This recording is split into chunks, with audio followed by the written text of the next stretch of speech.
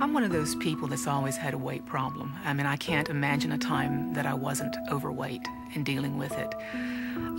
I was the fat kid in class, always, and after a while, that's how you're labeled. You're the fat girl in the back of the class. And no matter how hard you try, no matter how good you are at what you do, you're always the fat kid. It was a hard life to live because you're always an outcast.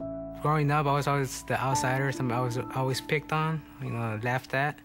And you're always kind of beating yourself up about why can't you stay on this diet? Why can't you do this? When your weight loss is up and down and you try as hard as you can and you still can't keep the weight off, it makes you feel incredibly frustrated and depressed.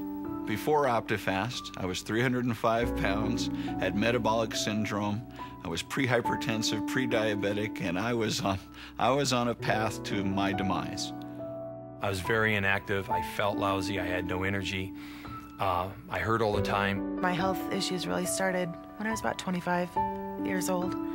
I had high blood pressure, I was on cholesterol medication, I was beginning to get arthritis in my knees. Type 2 diabetic, hypertensive, sleep apnea, and poor kidney function. And I was on medication for all of that. By the time I hit 12 years old, I was 200 pounds. And until I went through OptiFast, I didn't see the light side of that again. And that was in my mid-40s, over 30 years later, before those changes happened.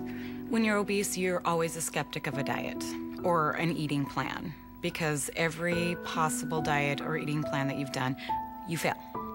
I've always failed.